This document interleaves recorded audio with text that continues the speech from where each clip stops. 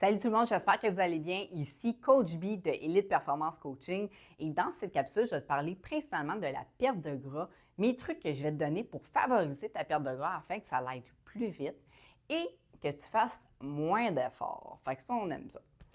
Fait que là, premièrement, c'est quoi une calorie? On en a parlé un petit peu, mais dans le fond, là, une calorie, c'est super simple, c'est la quantité d'énergie par aliment que ton corps va assimiler. Par exemple, si tu manges une frite avec un burger quand même assez gras, ça ne va pas donner ben d'énergie versus si tu manges comme un bon bol avec de la protéine, des bons lipides, des bons glucides, ça va donner beaucoup d'énergie. Mais ça, c'est un autre sujet. Ce que aussi je veux te donner comme truc qui pourrait peut-être t'aider à comme mieux comprendre l'information que je vais te donner, vois ton corps comme un véhicule, OK? Fait que tout le gaz que tu vas mettre dans ton véhicule pour qu'il soit le plus performant et qu'il aille le plus loin possible, c'est la même chose que les calories que tu consommes pour ton corps.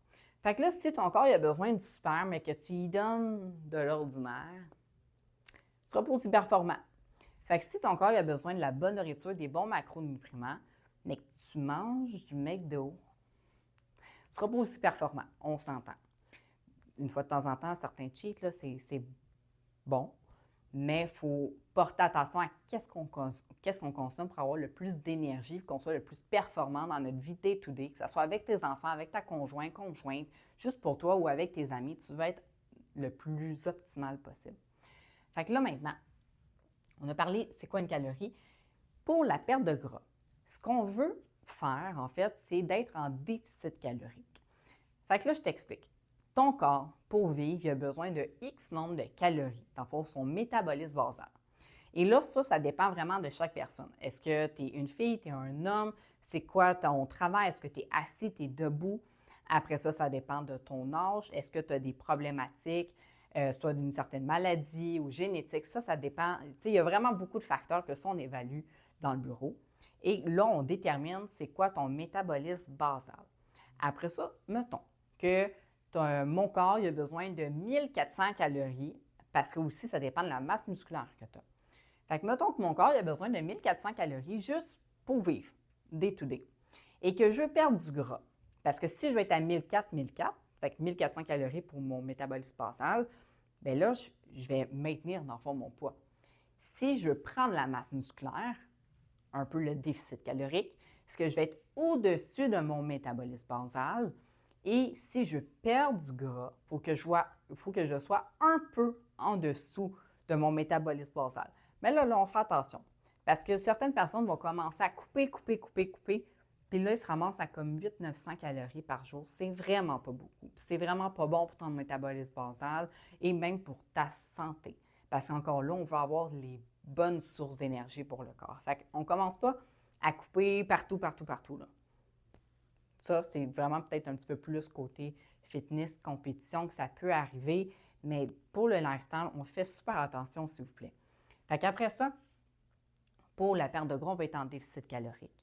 Mais comment qu'on fait ça? C'est que si tu consommes ton nombre de calories basales, tu t'entraînes. Fait que là, ça veut dire que ta dépense calorique, à cause de l'entraînement, tu dépenses plus d'énergie, qui est plus de calories, puis tu as consommé la même chose côté nourriture. Exemple qu'une journée, tu suis ta structure, mais comme tu manges plus, là, tu ne traques pas tes calories, tu ne fais pas vraiment attention, et toute la journée, tu restes assis puis tu ne fous rien. Mais là, on s'entend que ton corps, là, il n'a pas dépensé beaucoup d'énergie. Fait que tout le nombre de calories que tu as consommé, ton corps, il va le stocker.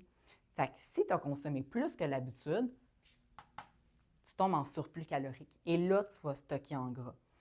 Puis pourquoi que c'est plus important, en fait, d'être en déficit calorique quand on veut perdre du gras, c'est que ton corps, vu qu'il en a un peu moins, il va aller chercher dans ses réserves de graisse pour se donner de l'énergie. Et c'est là que la magie enchaîne. Après ça aussi, c'est que si, exemple, que tu as un travail qui est super demandant physiquement, bien, c'est sûr que ton métabolisme basal, lui, va augmenter. Mais si, jour et lendemain, tu changes de travail, puis là, tu as plus une job de bureau, bien, c'est sûr que là, ton métabolisme basal, il va falloir qu'on s'ajuste parce que tu ne dépenses pas la même affaire. Comme exemple, quelqu'un qui se blesse, il ne va pas dépenser autant d'énergie, autant de calories. Après ça, le NEAT. Fait que oui, il y a l'activité physique que tu vas faire au gym, le cardio, etc. Mais le NEAT, c'est le Non-Exercise Activity Thermogenesis. Fait que ce que ça veut dire, c'est la thermogénèse est liée à l'activité et non l'exercice. Fait que c'est tout ce que tu vas faire en dehors du gym. Par exemple, toutes les marches que tu vas prendre entre tes repas pour aider, de un, ta digestion, mais aussi pour dépenser un petit peu plus d'énergie, calories. Exemple, quelqu'un qui est plus sédentaire.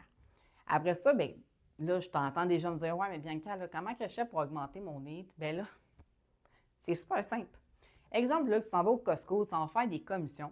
Stationne-toi le plus loin possible et marche.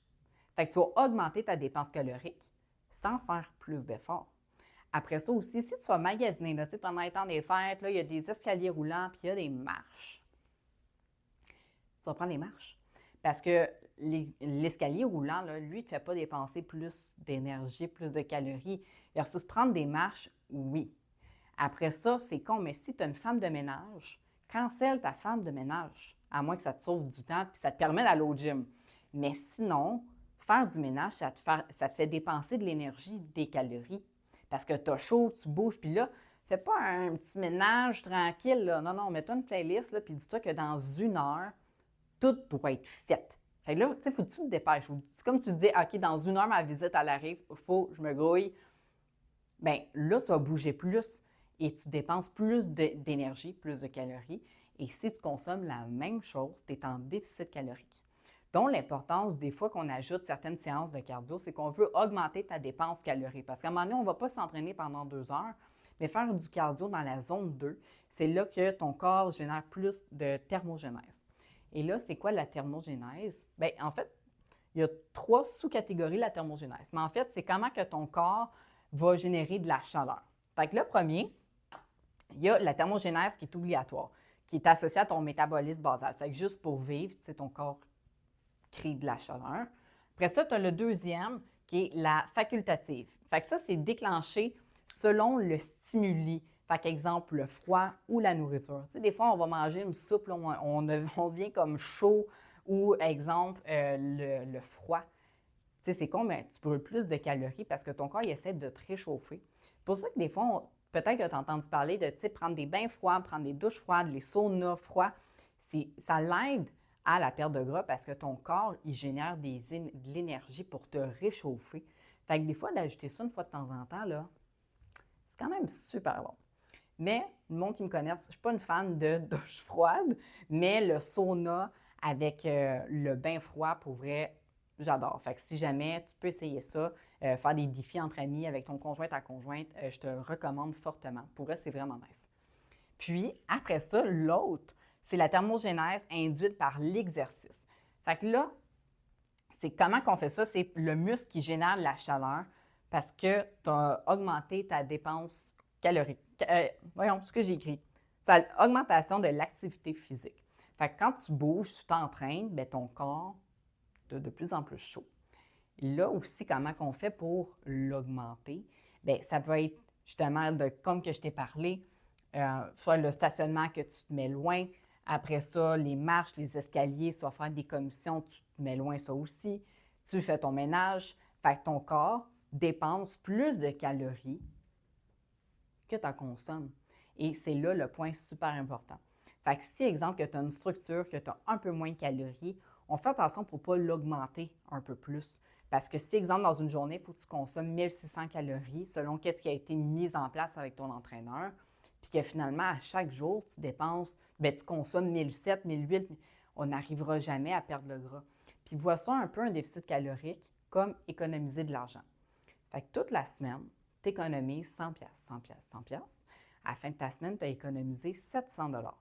Mais si tu fais une dépense dans un magasin de 900, tu es à moins 200. Fait que tout ton déficit, toute l'économie que tu as faite au courant de la semaine, tu viens de te le scraper. Fait que tout l'effort que tu y mets, fais-y attention. Est-ce que ça arrive une fois de temps en temps qu'on dépasse? Oui, OK. Mais si c'est comme ça à chaque semaine, c'est là que ça devient difficile ou des fois qu'on atteint un plateau parce qu'on se dit, calique, toute la semaine, j'ai m'étouffer, toute la semaine, je fais super attention, je bouge, je m'entraîne, je fais mon alimentation. mais j'arrive pas à perdre mon gras, mais c'est parce que rendu au week-end, je bois plus d'alcool, je porte pas vraiment attention au nombre de calories, même dans mon repas libre, parce que ça aussi à faire attention, c'est porter attention à qu'est-ce que vous allez consommer dans vos repas libres, parce que si à chaque fois c'est une grosse poutine, puis c'est full calorique, burger, nanana, c'est bien bon momentanément, mais si ça dépasse et de loin le nombre de calories de tout ce qu'on a perdu au courant de la semaine, ça revient un peu au même. Fait que de porter attention, c'est quoi nos cheats? Augmenter nos pas, super important. Si tu as un job qui est assis, prends des marches pendant ton heure de lunch. Sinon, tu vas faire des commissions, tu stationnes le plus loin possible. Si tu as des enfants, joue avec eux. Assieds-toi pas sur un banc sur ton téléphone, joue avec tes enfants. Profite de ce temps-là.